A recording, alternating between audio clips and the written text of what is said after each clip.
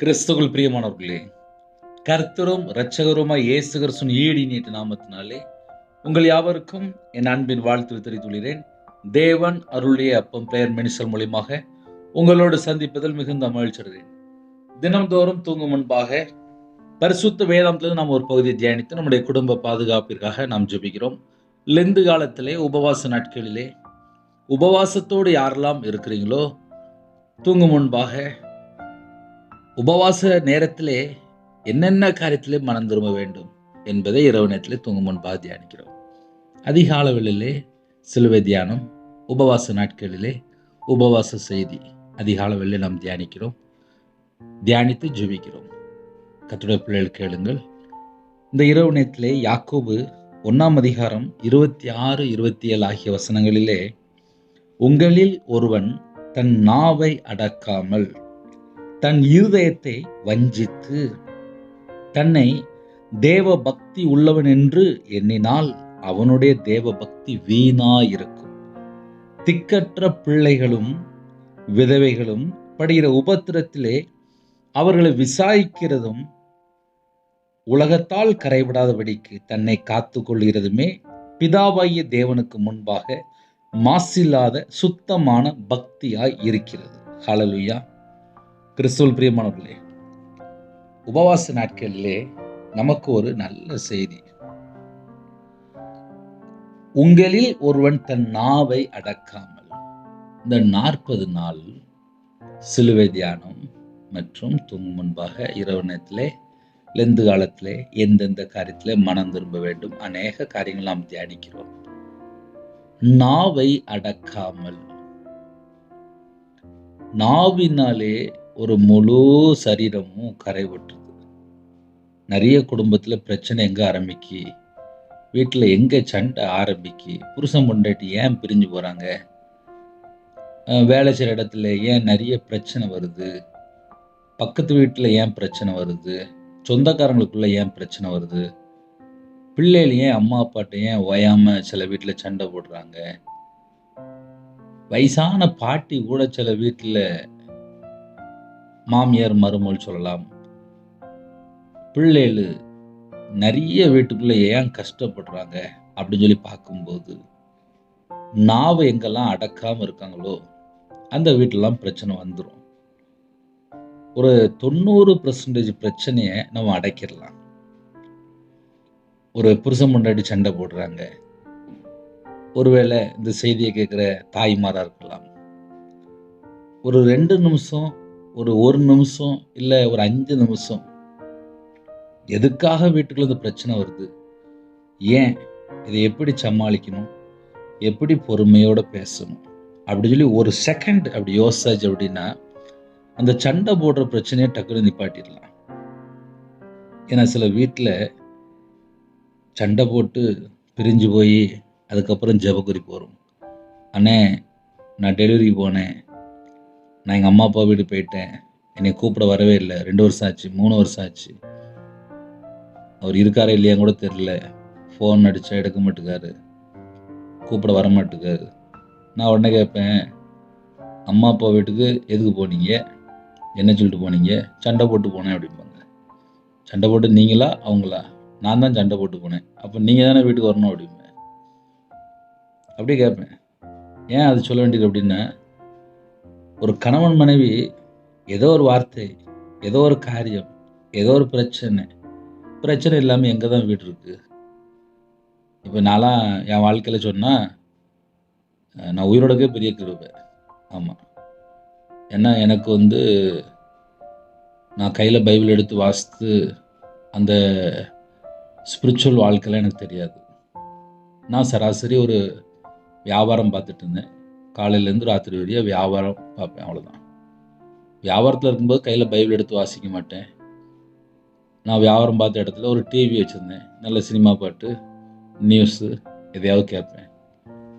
ஆனால் கடனில் கஷ்டப்படும் போது கிறிஸ்டியன் பாட்டு கேட்டேன், அதுக்கப்புறம் கிறிஸ்டியனோட செய்தி கேட்டேன். இப்படி ஒவ்வொரு காரியமாக சொல்லலாம். கையில் பைபிள் எடுத்து வாசித்ததுக்கப்புறம் தெரியுது ஸ்பிரிச்சுவல்னா என்ன, ஆவிக்குரிய வாழ்க்கைனா எந்தெந்த காரியத்தில் எப்படி எப்படி செய்யணும், என்ன செய்யணும், எப்படி நம்ம இருக்கிறோம், இது எல்லாமே நம்ம இந்த வசனத்தை வச்சு தான் செக் பண்ணி பார்க்க முடியும். ஏன் அப்படியே நான் என்னுடைய வாழ்க்கையில் உள்ள காரியங்கள், நம்ம வீட்டில் உள்ள காரியங்கள், நம்ம குடும்பத்துடைய காரியங்கள் ஏன் அப்படியே பேசுகிறேன் அப்படின்னா, நிறைய வீட்டில் என்ன பிரச்சனை நடக்கும் அப்படின்னா, சின்ன சின்ன பிரச்சனையாக இருக்கும். அது பெரிய பிரச்சனையாக இருக்காது. அது ஒரு 10 லட்சமோ 5 லட்சமோ பிரச்சனையாக இருக்காது. மிஞ்சி போனால் கணவன் மனைவிக்குள்ளே பேசி பேசி சண்டை போட்டுட்ருப்பாங்க. அது பிள்ளைகளாக இருக்கலாம், இல்லை மாமியார் மருமகளாக இருக்கலாம். யாரோ ஒருத்தங்க இந்த வீட்டில் சமாதானம் வேணும், அந்த குடும்பம் ஆசீர்வாதமாக இருக்கணும் அப்படின்னா என்ன செய்யணும் அப்படின்னா, முதல்ல பேச்சை குறைக்கணும். ஏன்னா வீண் வார்த்தையில் பாவம் வந்துடுது. நிறைய வீட்டில் என்ன பண்ணுறாங்க அப்படின்னா, பேசி பேசி சண்டை போட்டு பிரிஞ்சு போயிருந்தாங்க. ஒரு வீட்டில் வயசான பாட்டி, இல்லை மாமியார், இல்லை பெத்த தாய், இந்த 3 பேரை சமாளிக்க முடியல. அப்புறம் பார்த்தா நான் தனியாக ஒரு வீட்டுக்கு போகிறேன். ஒன்று அவங்களாவது பேச்சை குறைச்சிருக்கணும், இல்லை இவங்களாவது பேச்சை குறைச்சிருக்கணும். 2 பேரில் யாராவது ஒருத்தங்க பேச்சை குறைச்சாச்சு அப்படின்னா பிரச்சனை சால்வ்.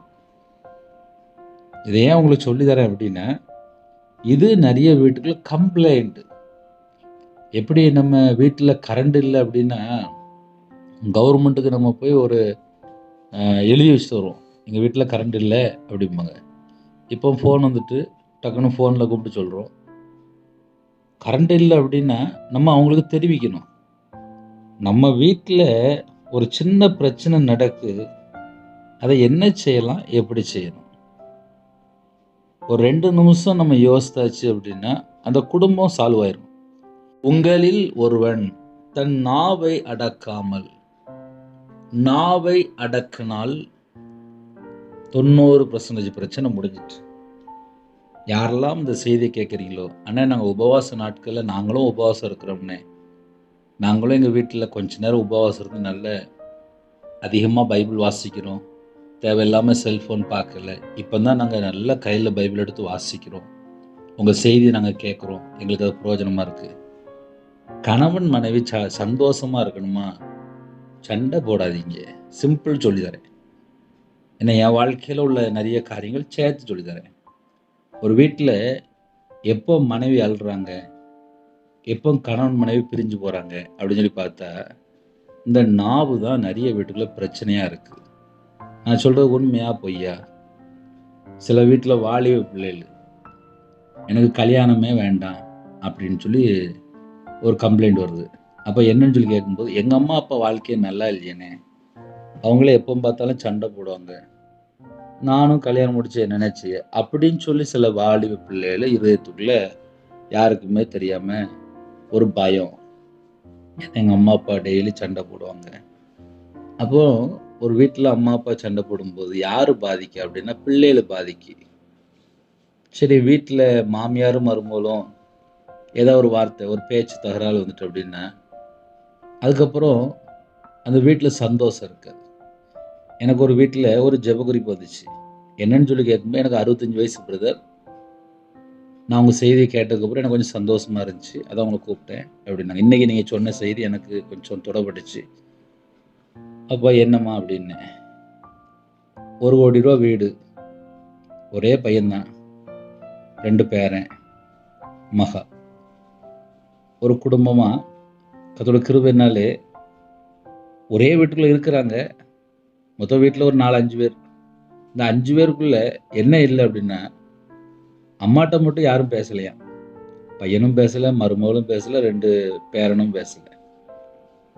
அப்போ அந்த அம்மா பார்த்தாங்க, என்கிட்ட யாருமே பேசலை அப்படின்னு சொல்லிட்டு வேறு வீட்டுக்கு போயிட்டாங்க. அந்த வீடை விட்டுட்டே போயிட்டாங்க. அவங்க சம்பாதிச்சு கட்டின வீடு, 1 கோடி ரூபா வீடு, அந்த வீடே வேணாம்னு சொல்லிட்டு வேறு வீட்டுக்கு போயிட்டாங்க. என்னன்னு சொல்லி பார்க்கும்போது, வீட்டில் வயசான அம்மா தான், 65 வயசு அம்மா தான், பையனையும் பேசலையாம், மருமகளும் பேசலையாம், பேரனும் பேசலையாம். நான் இருக்கிற வீடு எனக்கு நரகம் மாதிரி இருக்கு பிரதர், நான் அதனால் வேறு வீட்டுக்கு போயிட்டேன் அப்படின்னாங்க. சில வீட்டில் என்ன பண்ணுறாங்கன்னா, பேசாமே அப்படியே செட்டில் ஆகிருக்காங்க. அவங்கள்ட்ட பேசினாலே சண்டை வந்துடுது, அதனால நான் பேசலை அப்படிம்பாங்க. அதுவும் தப்பு. பேசணும், அவங்க சொன்ன வார்த்தைக்கு கொஞ்சம் கீழ்ப்படிஞ்சு ஏன்னா வயசானவங்க, பெற்றோர், இல்லை மாமியார், இல்லை வயசான பாட்டி. ஏன்னா அந்த 3 பேர் தான் வீட்டில் இருப்பாங்க. இதை நம்ம ஒரு வீட்டில் சரி செய்து கொண்டால் குடும்பம் ஆசீர்வாதமாக இருக்கும். கொரோனா நேரத்தில் எங்கள் அம்மா இறந்து போயிட்டாங்க. அந்த கொரோனாவுக்கு முன்னக்கூட்டி நான் ஊழியத்தில் 2016 வந்தேன். 2வது கொரோனாவில் இறந்து போயிட்டாங்க. அப்போ எனக்கு கிறிஸ்மஸ் நேரத்தில் இல்லைன்னா மாதத்தில் எப்போமாவது கூப்பிடுவாங்க. வீட்டில் ஜாமான் இருக்கா, வீட்டில் பணம் இருக்கா, எல்லாம் வீட்டில் எல்லாம் இருக்கா, ஸ்கூல் ஃபீஸ் கட்டியாச்சா, வீட்டில் எல்லோரும் நல்லா இருக்கிறீங்களா, மனைவி நல்லா இருக்காளா அப்படின்னு சொல்லி எல்லாமே எங்கள் அம்மா கேட்பாங்க. ஆனால் கொரோனாவுக்கு அப்புறம் எங்கள் அம்மா இல்லை. இருக்கும்போது அருமை தெரியாது, செத்ததுக்கு அப்புறம் உட்காந்து அழுதுட்டு இருப்பாங்க. அப்படி ஆயிடக்கூடாது. இதை ஏன் உங்களுக்கு சொல்லித்தரேன் அப்படின்னா, உயிரோடு இருக்கும்போது பெரியவங்கள்ட்ட போய் பேசி சந்தோஷமா மிஞ்சி போனால் என்ன கேட்பாங்க, ஒரு 2 இட்லி கேட்பாங்க. அவங்க மனசில் ஏதாவது இருந்தால் கொஞ்சம் பேசுவாங்க, அவ்வளோதான். அப்போ வீட்டில் ஒரு குடும்பம் ஆசீர்வாதமாக இருந்துச்சு அப்படின்னா அவங்க வாழ்க்கை சந்தோஷமாக இருக்கும். உங்களில் ஒருவன் தன் நாவை அடக்காமல். எனக்கு தெரிந்த ஒரு குடும்பம் உண்டு. வீட்டில் அம்மாவும் பிள்ளையும் மட்டும்தான். சண்டை போடுவாங்க, கெட்ட வார்த்தை பேசுவாங்க. வீட்டுக்குள்ளே போகவே முடியாது, வீடு வெடிக்கிற மாதிரியே இருக்கும். கெட்ட வார்த்தை சவுண்டு, உங்கள் வீட்டு சவுண்டு எங்கள் வீட்டு சவுண்டுலாம் இல்லை. வாலிப மகள் அம்மாவை கெட்ட வார்த்தை போட்டு பேசுறது. அந்த பிள்ளை கல்யாணமே முடியல, சாபம். பெத்த தாயை கெட்ட வார்த்தை போட்டு பேசுறது, திருமணம் முடியாமல் அப்படியே இருக்கா, சாபம். உங்களில் ஒருவன் தன் நாவை அடக்காமல். நாவை அடக்கல அப்படின்னா நிறைய தடை இருக்கும். முதல்ல அதை புரிந்து கொள்ளுங்க. ஏன் செய்தி நிப்பாட்டி பேசுகிறேன் அப்படின்னா, ஒரு வீட்டில் ஒரு வாலிப பிள்ளை பெத்த தாயை எப்போ பார்த்தாலும் கெட்ட வார்த்தை போட்டு ஏசிக்கிட்டே இருந்துச்சு. கல்யாணம் முடிய மாட்டுக்கு, நல்லா படிச்சிருக்கா, ஆனால் கல்யாணம் முடிய மாட்டுக்கு. என்னன்னு சொல்லி பார்க்கும்போது பெத்த தாயை ஏசி ஏசி ஏசி, கெட்ட வார்த்தைனால ஏசி, தூசணமான வார்த்தையினால ஏசி, திருமணம் முடிய மாட்டேங்க, சாபம். இப்போ இந்த சாபத்துக்கு காரணம் என்ன? வாலிப மகள் தான்ப்பா.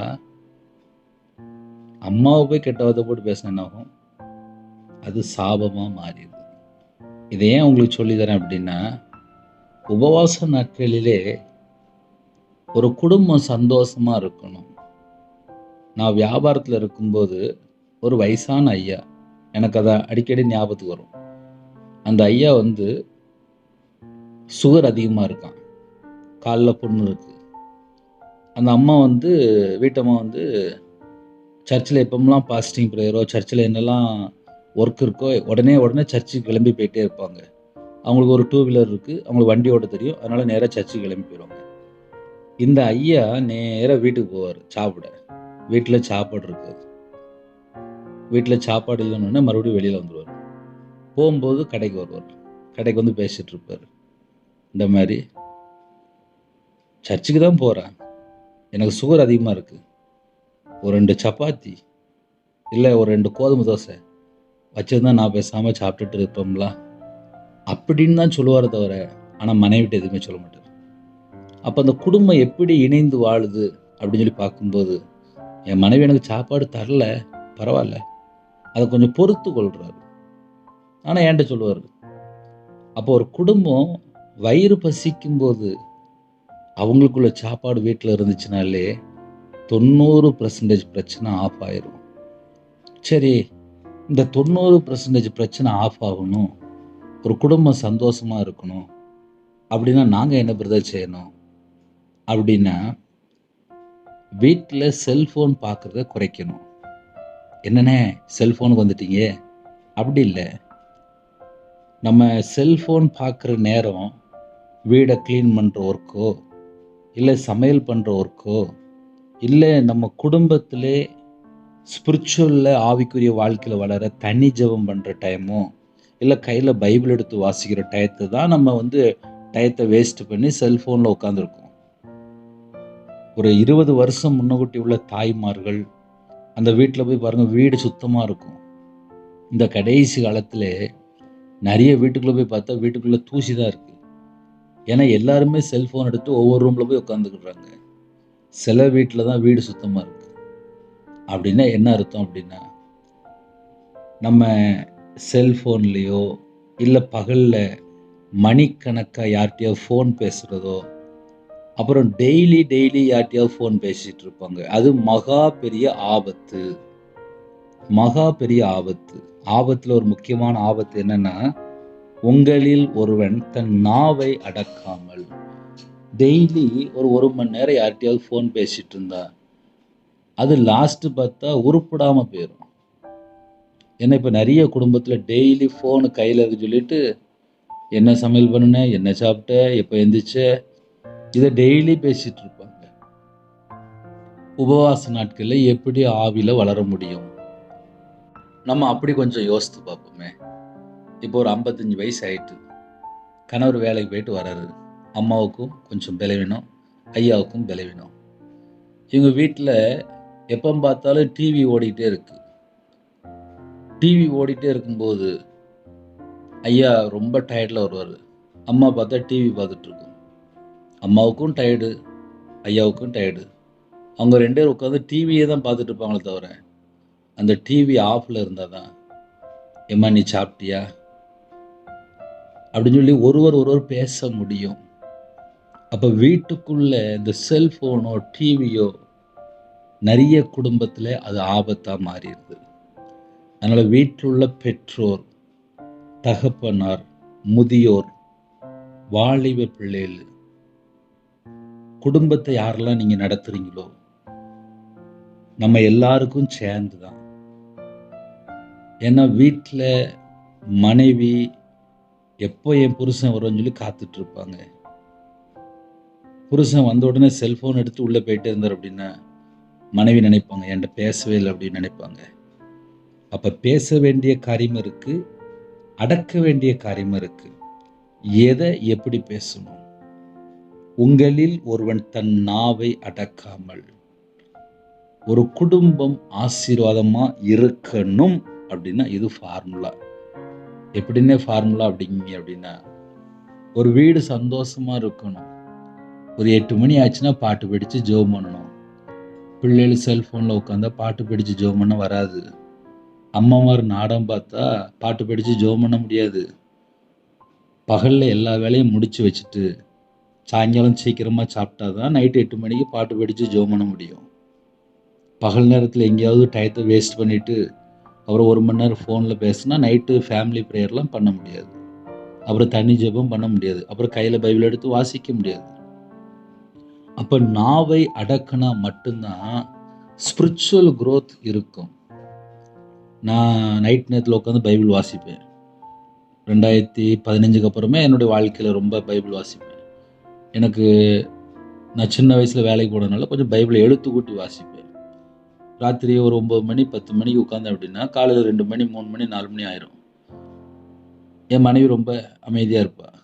நான் பேசாமல் கையில் பைபிள் எடுத்து வாசிச்சுட்டு, வசனம் இப்படி போட்டிருக்கேன், என் வாழ்க்கை இப்படி இல்லையே, நான் இப்படி கத்தரை விட்டு தள்ளி போயிட்டேனே, நான் ஒரு துன்மார்க்கனாக வாழ்ந்துட்டேனே, நான் பாவத்தில் வாழ்ந்துட்டேனே, நான் பரலோகத்துக்கு போகணுமே, என் பாவத்தை இயேசு கிறிஸ்து மன்னிப்பாரா, இவ்வளோ பாவம் இருக்கு அப்படின்னு சொல்லி உட்காந்து பைபிள் வசனம் வாசிக்கும்போது உட்காந்து யோசித்துட்டு இருப்பேன். அப்போ தனிமையாக இருக்கும்போது தேவனோடு தொடர்பு கொள்ளணும். இன்னைக்கு ஒரு மனுஷன் தனியாக இருக்கான்னா செல்ஃபோன் எடுத்துகிட்டு போய் எங்கேயோ ஒரு ஓரமாக போய் உட்காந்துக்கிட்டுறான். ஒன்றும் பாத்ரூமில் போய் உட்காந்துக்கிட்டுறான், இல்லைன்னா மாடியில் போய் உட்காந்துக்கிட்டுறான், இல்லைன்னா பெட்டில் போய் உள்ளே போய் அங்கே படுத்துட்டு போரை மூடிட்டு அதுக்கப்புறம் செல்ஃபோனு. எப்படி ஆவியில் வளர முடியும்? நான் சொல்கிற உண்மையா பொய்யா? தன் நாவை அடக்காமல், உங்களில் ஒருவன் தன் நாவை அடக்காமல். செல்ஃபோன் நிறைய வீட்டில் நேரத்தை திருடிட்டு இருக்கு. நான் இன்னைக்கு சாயங்காலம் வெளியில் போயிட்டு வரும்போது மெயின் ரோட்டில் வந்துட்டு இருந்தேன். ஒரு அம்மா ரோட்டில் செல்ஃபோனை பார்த்து அப்படியே சிரிச்சிட்டு போய்கிட்டே இருக்கு. ரோட்டையும் பார்க்க மாட்டுக்கு, லெஃப்ட் ரைட்டும் பார்க்க மாட்டுக்கு, ஃபோனை பார்த்து அப்படியே சிரிச்சு போயிட்டு இருக்கு. ஏன்னா ஃபோனில் யார்ட்டையோ பேசிட்டு போயிட்டு இருக்காங்க. தன் நாவை அடக்காமல், தன் இருதயத்தை வஞ்சித்து. இப்ப இருதயம் எப்படி வஞ்சிக்கப்படுது? இருதயம் எப்படி வஞ்சிக்கப்பட்டுச்சு? நிறைய பேச்சு, வீணான பேச்சு, தேவையில்லாம பேச்சு, அதுல மாட்டிக்கிடுவாங்க. அப்புறம் ஆவியில வளர முடியாது. ஏன்னா இருதயம் வஞ்சிக்கப்பட்டிருது. என் இருதயத்துக்குள்ள தேவனோட வார்த்தை வரணும் அப்படின்னா, என் இருதயத்துக்குள்ள தேவனோட வார்த்தை இருக்கணும்னா, நான் தேவையில்லாம பேசக்கூடாது. தேவனை மகிமைப்படுத்தணும் அப்படின்னா, என் இருதயத்துல கொண்டு போய் குப்பையை கொண்டு வைக்க கூடாது. பல மணி நேரம் பேசிக்கிட்டே இருப்பாங்க. லாஸ்ட் பார்த்தா இருதயத்துல பார்த்தா வசனமே இருக்காது. அப்ப பேச்ச சுருக்கணும். ஒரு குடும்பம் கணவன் மனைவி சந்தோஷமா இருக்கணுமா? பேச்சு முக்கியம். நாவை அடக்கி. ஒரு 2 வீலர் ஓட்டுறோம், 60, 50 ஸ்பீட் இருக்கு. 80ல போயாச்சுன்னா ஆக்சிடென்ட் ஆயிருது. 90, 100, 120 போயாச்சு அப்படின்னா ஸ்பீடு, ஹை ஸ்பீடு போயிருது. கண்ட்ரோல் இருக்க மாட்டுது. அப்போ வண்டி ஓட்டும்போது ஒரு கண்ட்ரோல் தேவைப்படுது. அதே போல நம்ம பேசுற வார்த்தை கண்ட்ரோலா இருந்தால் ஆக்சிடென்ட் ஆகாது. பல மணி நேரம் வீணான வார்த்தை தேவையில்லாத நபர்கிட்ட பேசும்போது இருதயம் வஞ்சிக்கப்பட்டுருது. அப்ப அந்த வஞ்சிக்கிற ஆவி இருதயத்துக்குள்ள எப்ப பிரதர் வந்துச்சு அப்படின்னா, மனுஷனை பிரியப்படுத்துறதுக்காக பல மணி நேரம் உட்கார்ந்து பேசினதுக்கு அப்புறம் இருதயம் வஞ்சிக்கப்பட்டு தானே போகும். இப்ப ஒரு மனுஷன் 2 பேர் உட்கார்ந்து பேசும்போது மனுஷனை பிரியப்படுத்துறதுக்காக உட்கார்ந்து பேசிட்டு இருக்கிறாங்க. அப்ப அது அவங்க வஞ்சிக்கப்பட்டு போயிடுவாங்க. ஒரு குடும்பம் ஆசீர்வாதமா இருக்கணும் அப்படின்னா எங்க மிஸ்டேக் நடக்கு அதை ஒரு மனுஷன் கண்டுபிடிக்கணும். நிறைய குடும்பத்துல எங்க பிரச்சனை ஆரம்பிக்கு அப்படின்னா, பல மணி நேரம் உட்கார்ந்து பேசி பேசி பேசி பேசி லாஸ்ட் பார்த்தா இருதயம் வஞ்சிக்கப்பட்டு போயிருது. இருதயத்துல பார்த்தா எல்லாம் உலகத்துள்ள காரியம் மட்டும்தான் இருக்கு. பரலோக சிந்தனை இல்ல, தேவனோட வார்த்தை இதயத்துக்குள்ள இல்ல, ஒரு குடும்ப ஜெபம் இல்ல, ஒரு தனி ஜெபம் இல்ல. ஏன்னா இருதயம் ஃபுல்லா வஞ்சிக்கப்பட்டு போயிட்டு. ஏன்னா தேவையில்லாம பேசி பேசி பேசி பேசி ஒரு கண்ட்ரோல் இல்லாம வண்டி ஓடிக்கிட்டே இருக்கும். அப்புறம் எங்கேயாவது போய் ஒரு நாள் முட்டி கிடக்கும். இதான் நிறைய வீட்டில் நடக்கு. உங்களில் ஒருவன் தன் நாவை அடக்காமல் தன் இருதயத்தை வஞ்சித்து தன்னை தேவ பக்தி உள்ளவன் என்று எண்ணினால் அவங்களே ஏமாத்திக்கிடுவாங்க. நான்லாம் ரொம்ப தேவ பக்தியில் இருக்கிறேன்ப்பா அப்படின்னு சொல்லி அவங்களே ஏமாத்திக்கிடுவாங்க. தன்னை தேவ பக்தி உள்ளவன் என்று எண்ணினால் அவனுடைய தேவ பக்தி வீணா இருக்கும், வேஸ்டா இருக்கும். வேஸ்ட் அப்படிம்பாங்க. ஒரு நாள் 24 மணி நேரம் இருக்கு. ஒரு நாள்ல 24 மணி நேரத்துல எவ்வளவு நேரம் தேவையில்லாம பேசியிருக்கோம், எத்தனை அதிகாரம் கையில பைபிள் எடுத்து வாசித்து இருக்கோம், எவ்வளவு நேரம் தேவனுடைய சமூகத்துல உட்கார்ந்து இருந்தோம். ஐயா, நாவை அடக்கினதானே நம்ம போய் பைபிள் எடுத்து வாசிக்க முடியும். இங்கதான் பல மணி நேரம் ஒரே பேச்சு தானே ஓடிட்டு இருக்கு. எல்லாம் லாஸ்ட் பார்த்தா எல்லாம் வீண். இருதயத்தை வஞ்சித்தாச்சு அப்படின்னா அவங்களால ஸ்பிரிச்சுவல்ல வாழ முடியாது. தன்னை தேவ பக்தியுள்ள ஒன்று எண்ணினால், நான் தேவ பக்தியில் இருக்கேன்னு சொல்லி நானே எண்ணிக்கிட்டால் அது எல்லாம் வேஸ்ட் அப்படின்ட்டு. அவனுடைய தேவ பக்தி வீணா இருக்கும். அப்போ தேவ பக்தியில என்ன பிரதர் அப்படின்னா கீழே போட்டிருக்கு, திக்கற்ற பிள்ளை. வீட்டுல ஒரு மாமியார், ஒரு மருமகள், இவங்க வேற வீடு, அவங்க வேற வீடு. கல்யாணம் முடிச்சு வந்தாச்சு. இப்போ மருமகளை யார் கவனிக்கணும்? மாமியார் தான் கவனிக்கணும். மாமியார் யார் கவனிக்கணும்? மருமகள் தான் கவனிக்கணும். இதை ஒரு குடும்பம் செஞ்சாலே பெரிய ஆசீர்வாதம் தான். திக்கற்ற பிள்ளை, அம்மா அப்பா எல்லா பிள்ளையா இருப்பாங்க, வீட்டில் வேலை பார்ப்பாங்க, அவங்களுக்கு கொஞ்சம் ஏதாவது ஒரு டீ காபி கொடுக்கலாம், இப்படி நிறைய சொல்லிட்டே போகலாம். திக்கற்ற பிள்ளை. அப்புறம் விதவை. சில வீட்டில் விதவையா இருப்பாங்க, அவங்களுக்கு ஒரு உடம்பு வலியோ இல்லை ஒரு மாத்திரையோ இல்லை ஒரு பலவீனமோ ஏதோ ஒரு பிரச்சனை இருக்கும், யார்கிட்டையும் சொல்லக்கூட மாட்டாங்க. அவங்கள்ட்ட போய் அம்மா நல்லா இருக்கிறீங்களா, உங்களுக்கு நான் ஏதாவது செய்யணுமா? உங்கள் உடம்பு ஆரோக்கியமாக இருக்கா? அப்படின்னு சொல்லி ஒரு 2 வார்த்தை அன்பாக கேட்டால் கூட போதும். திக்கற்ற பிள்ளைகளும் விதவைகளும் படுகிற உபத்திரத்திலே அவங்களுக்கு ஒரு உபத்திரம் இருக்கும். உபத்திரம் யாருக்கு இருக்கு அப்படின்னா, திக்கற்ற பிள்ளைக்கும் விதவைக்கும் ஒரு உபத்திரம் இருக்கு. திக்கற்ற பிள்ளைக்கு அப்பா இல்ல, அம்மா இல்ல அப்படின்னா ஒரு ஸ்கூல் ஃபீஸ் கட்ட வேண்டியிருக்கும், ஒரு காலேஜ் ஃபீஸ் கட்ட வேண்டியிருக்கும். வாலிப பிள்ளைகளா இருக்கும், வாலிப பையனா இருப்பாங்க. அன்பு கூற யாருமே இருக்க மாட்டாங்க. அப்ப அப்படிப்பட்ட ஜனங்களோடு அன்பு கூர்ந்தால் பிதாவாகிய தேவனுக்கு முன்பாக மாசு இல்லாத சுத்தமான பக்தியாயிருக்கிறது அது. திக்கற்ற பிள்ளை, 2வது விதவை, அவங்க படுகிற உபத்திரத்திலே அவர்களை விசாரிக்கிறதும், உங்களுக்கு நான் ஏதாவது செய்யணுமா? வயசான பாட்டி, உங்களுக்கு நான் ஏதாவது செய்யணுமா? அந்த பாட்டிக்கு ஏதாவது தேவை இருக்கும், ஏதாவது செய்யணுமா? விசாரிக்கிறதும் உலகத்தால் கரைவிடாதபடிக்கு தன்னை காத்துக் கொள்கிறதுமே. ஒரு விதவை பிளஸ் திக்கற்ற பிள்ளை, இவங்க 2 பேரை நம்ம கவனிச்சாச்சு அப்படின்னா, விசாரிச்சாச்சு அப்படின்னா, உலகத்தால் கரைவிடாதபடிக்கு நம்ம காத்துக் கொள்றோமா? அப்ப எவ்வளவு கிஃப்ட் இருக்கு பார்த்தீங்களா? பிதாவாகிய தேவனுக்கு முன்பாக மாசில்லா சுத்தமான தேவ பக்தியா இருக்கிறது. மாசில்லாத சுத்தமான பக்தி, அவ்வளவு கிளியரான பக்தி. ஏன்னா உன்னை போல பிறனை நேசிக்கணும். இன்னைக்கு பிரச்சனை எங்க ஆரம்பிக்கு அப்படின்னா, ஒரு வீட்டுல பக்கத்து வீட்டுல யாராவது ஒரு பாட்டி இல்ல ஒரு வயசான ஒரு விதவி அம்மா இருப்பாங்க, தனியா இருப்பாங்க, யாருமே இருக்க மாட்டாங்க, பிள்ளைகளும் இருக்க மாட்டாங்க, அவங்க மட்டும் வாழ்ந்துட்டு இருப்பாங்க. அவங்கள எல்லாரும் நெருக்குவாங்க, ஒடுக்குவாங்க, வேதனைப்படுத்துவாங்க, கஷ்டப்படுத்துவாங்க. ஆனா நம்ம அந்த வீட்டு பக்கம் போகும்போது, பாட்டி நல்லா இருக்கீங்களா பாட்டி, உங்களுக்கு ஏதாவது வேணுமா பாட்டி, நான் கடைக்கு போறேன், உங்களுக்கு ஏதாவது வாங்கிட்டு வரணுமா, சாப்பிட்டீங்களா, ஏன் படுத்த கிடைக்க உடம்பு சரியில்லையா அப்படின்னு சொல்லி விசாரிக்கணுமா? ஏன்னா அந்த பாட்டியை விசாரிக்க ஆளே இருக்காது. இதான் கடைசி காலம்ப்பா. நான் சின்ன ஜெபம் பண்ணி முடிக்க போறேன். அதனால தூங்கும் முன்பாக தேவ பக்தியில வாழணும் அப்படின்னா, யாராவது அம்மா அப்பா இல்லாம பிள்ளைகள் இருக்கா, இல்ல புருஷன் இல்லாம விதவையா இருக்கிறாங்களா, அவங்க படிக்கிற உபத்திரத்திலே அவங்கள விசாரிக்கணுமா? இதை நம்ம செஞ்சாலே போதும்பா. நம்ம இருதயம் நமக்கும் சமாதானமா இருக்கும், அவங்களும் சந்தோஷப்படுவாங்க, பரலோகமும் சந்தோஷப்படும். வசனம் அழகா போட்டிருக்கு, பிதாவாகிய தேவனுக்கு முன்பாக மாசு இல்லாத சுத்தமான பக்தி. இதை ஒரு மனுஷன் ஃபாலோ பண்ணியாச்சுன்னா போதும். இந்த வசனம் நம்ம வாழ்க்கையிலே நம்ம எப்படி கை கொள்றோமோ அதை வச்சுதான் நம்ம குடும்பம் ஆசீர்வாதம். இப்போ இந்த வசனத்தை நம்ம தியானிச்சிருக்கோம், நம்ம கேட்டிருக்கோம். நம்ம வீட்டில் உள்ள சூழ்நிலை என்ன தேவனுக்கு தெரியும். ஒருவேளை படுத்து தூங்குறதுக்கு முன்பாக உங்களுக்கு யாருக்காவது ஜெபிக்கணும் அப்படின்னா கூட என் நம்பரில் கூப்பிடுங்க, 9363064181. அந்த நம்பரில் கூப்பிடுங்க, உங்களுக்காக ஜெபிப்பேன்.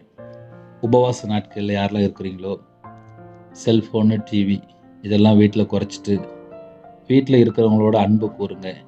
உபவாசத்தில் இருக்கிறீங்களா, தேவனுடைய சமூகத்தில் காத்துருங்க, குடும்பமாக பாட்டு படித்து ஜெபம் பண்ணுங்க, கர்த்தர் ஆசீர்வதிப்பார். சின்ன ஜெபம் பண்ணி முடிப்போமா? கண்களை மூடி நாம் ஜெபம் செய்வோம். எங்களை அதிகமாக நேசிக்கிற அன்புன்னு அந்த பரிசுத்தமுள்ள நல்ல பிதாவே, நன்றியோடு துதிக்கிற சுதிரப்பா. நாவே காத்துக்கொள்ள எங்களுக்கு கிருபை தாங்க. எங்கள் இருதயத்தை வேலி அடைங்க, உமக்கு பிரியமானபடி வாழ மற்ற ஜனங்கள்கிட்ட அன்பு கூற எங்களுக்கு கிருபை தாங்க. விதவை விசாரிக்க கிருபை தாங்க, திக்கற்ற பிள்ளை விசாரிக்க கிருபை தாங்க. மாசு இல்லாத சுத்தமான பக்தியா இருக்கிறது. தேவனுக்கு பிரியமானபடி வாழ கத்த கிருபை செய்யுங்க. கேட்ட சத்தியத்தின்படி எங்களுடைய வாழ்க்கையில் நாங்கள் எந்தெந்த காரியத்தில் சீர் பொருந்த வேணுமோ கர்த்தர் எங்களுக்கு கிருபை தாங்க. எந்த காரியத்தில் மனம் திரும்பி வாழ வேணுமோ அந்த காரியத்தில் மனம் திரும்பி வாழ கத்த கிருபை செய்யுங்க. ஜெபிக்கிற எல்லா குடும்பத்தையும் கர்த்தர் வேலை அடைங்க. இரவு நேரத்தில் தனி ஜெபம் பண்ண, குடும்ப ஜெபம் பண்ண பிள்ளைகளுக்கு கிருபை தாங்க. உங்களுடைய சமூகத்தில் காத்திருக்க கத்த கிருபை தாங்க. எத்தனையோ தேவைகள் உண்டு, கடன் பிரச்சனை உண்டு, உபத்திரங்கள் உண்டு. உபத்திரத்தில் பொறுமையாக காத்திருந்து ஆசீர்வாதம் பெற்றுக்கொள்ள கத்த கிருபை தாங்க. நைட் ஷிஃப்ட்டில் இருக்கிறாங்க. பிள்ளைகளோட வாழ்க்கையில் எங்கெல்லாம் குறை இருக்கோ அந்த எல்லா குறைகளெல்லாம் மன்னிச்சுங்க. நைட் ஷிஃப்ட்டில் யாரெல்லாம் எந்த நாட்டுக்குள்ளே இருக்கிறாங்களோ எல்லாருக்கும் ஒரு பாதுகாப்பு தாங்க. சரீரத்தில் பலவீனத்தோடு யாரெல்லாம் இணைந்திருக்காங்களோ கர்த்தர் ஒவ்வொரு குடும்பத்தையும் சந்திக்கணும். ஒவ்வொரு குடும்பத்தையும் கர்த்தர் சந்திக்கணும். பிள்ளைகளோட வாழ்க்கையில் விடுதலை கட்டிடுங்க, ஆசீர்வாதத்தை கட்டிடுங்க, சுகத்தை கட்டிடுங்க, பரிபூர்ணமான ஒரு விடுதலை தாங்க. படிக்கிற பிள்ளைகள் உங்களுடைய பதவியில் பண்ணிக்கிறோம். நல்லா படித்து எக்ஸாம் எழுதி பாஸ் ஆகி அடுத்தடுத்த ஸ்டெப்பு போகணும். கிருபை தாங்கப்பா. தேவனார்களே அப்போ மினிஸ்டர் மூலியமாக இணைந்திருக்கிற குடும்பங்கள் ஆசிரியப்படட்டும், ஜீவ புஸ்தகத்தில் எழுதப்படணும். கர்த்தர் கிருபை தாங்க. இந்த நாள் முழுவதும் பாதுகாத்த கிருபைக்கா ஸ்தோத்திரம். இரவு நேரத்தில் இணைந்த குடும்பத்தை உங்களுடைய கரத்தில் பண்ணிடும். எல்லா நாட்டில் உள்ள ஜனங்களையும் உங்களுடைய ஜீவனுக்குள்ள அர்ப்பணிக்கிறோம். ஒவ்வொரு குடும்பமுமே ஆசீர்வதிக்கப்படணும். எங்கள் வீட்டுக்குள்ளே இயேசு கிறிஸ்து ராஜா மகா பிரபு வரணும். நீங்கள் வர்றதுக்கு எதெல்லாம் தடையாக இருக்கோ அது எல்லாவற்றையும் நீக்கி போட்டுருங்க. எங்கள் குடும்பம் ஒரு குட்டி பரலோகமாக இருக்கணும். அப்படிப்பட்ட கிருபை தாங்க. கற்பத்தை நீங்கள் ஜெபினாங்க. கர்த்தர் மனம் இருங்க. எந்த ஒரு விக்கிர வழிபாடுகளையோ தவறான தொடர்புகளையோ மதுபான அடிமைகளையோ விக்கிரத்துக்குள்ளேயோ மாந்திரியத்துக்குள்ளேயோ போதை அடிமைகளையோ கஞ்சா பழத்திலோ போய் சிக்கிக்கொள்ளக்கூடாது. கர்த்தர் கிருபை செய்யுங்க. ஒவ்வொரு குடும்பத்தையும் கர்த்தர் மீட்டெடுங்க. ஒவ்வொரு குடும்பத்தையும் கர்த்தர் ரட்சிங்க. கர்த்தர் ஒவ்வொரு குடும்பத்தையும் வேலடைத்து பாதுத்துங்க. அப்ரோஜனமான ஊழியக்காரன்பா, உபவாச நாட்களிலே உங்களுடைய சமூகத்திலே காத்திருக்க இன்னும் கிட்டி சேர கர்த்தர் கிருபை செய்யுங்க. பிள்ளைகளை பரிசுத்தப்படுத்தி உங்களுடைய ரத்தத்தினால கழுவி ஆசுறீங்க. வரக்கூடிய காரியத்தை வெளிப்படுத்துங்க. எங்களோட ஆவியை உங்களுடைய கரத்தில் அர்ப்பணிக்கிறோம். அதிக அளவிலே துதிக்கிற துதியோட எலும்பு கர்த்தர் கிருபை செய்யுங்க. தேவையில்லாத சொப்பனங்கள் எல்லாவற்றையும் நீக்கிருங்க. வரக்கூடிய காரியத்தை வெளிப்படுத்துங்க. நிறைய குடும்பத்தில் சரீரத்தில் பலவீனத்தோடு படுக்கையில் ஹாஸ்பிட்டல் அவசர சிகிச்சையில் பலவீனத்தோடு இருக்காங்கப்பா. கர்த்தர் இறங்கி வந்து உங்கள் பிள்ளைகளை தொட்டு சுகமாக்கித்தாங்க. உங்களுடைய தலைமுறை கரத்தினால தொட்டு சுகமாக்கித்தாங்க. எங்களோட அக்கிரமம் எங்களுடைய பலவீனம் எல்லாவற்றையும் சிலுவையில் சுமந்தவரே, உம்முடைய பாதத்தில் ஒவ்வொரு குடும்பத்தையும் அர்ப்பணிக்கிறோம்ப்பா. அதிகால வேளையில் சிலுவை தியானத்தை தியானிக்க கிருபை செய்யுங்க. இணைந்துகிற குடும்பங்கள் ஆசீர்வதிக்கப்படணும். கர்த்தர் பொறுப்படுத்துங்க. உங்கள் நாம மையப்படுத்தும். இயேசு கிறிஸ்து பிதாவே ஆமென். தேவனுக்கே மையமுள்ளதாக கர்த்தர் தாமே உங்களையும் உங்கள் குடும்பத்தையும் சகல காத்தும் சம்பூர்ணமாக திருப்தியாக கர்த்தர் கொடுத்து ஆசீர்வதிப்பாராக. ஆமென். கர்த்தராகிய இயேசு கிறிஸ்துவின் கிருபையும் பிதாவாகிய தேவனுடைய அன்பும் பரிசுத்தவானுடைய ஐக்கியமும் இப்பொழுதும் எப்பொழுது சதா காலங்களிலும் நம்ம நாடு கொடுப்பதாக. கிறிஸ்துவ பிரியமானவர்களே, எனக்காக ஜெபித்துக் கொள்ளுங்கள். கர்த்தர் உங்களையும் உங்கள் குடும்பத்தையும் சகல காத்திலும் சம்பூர்ண அதிருப்தியாக கர்த்தர் கொடுத்து ஆசீர்வதிப்பாராக. ஆமென். God bless you.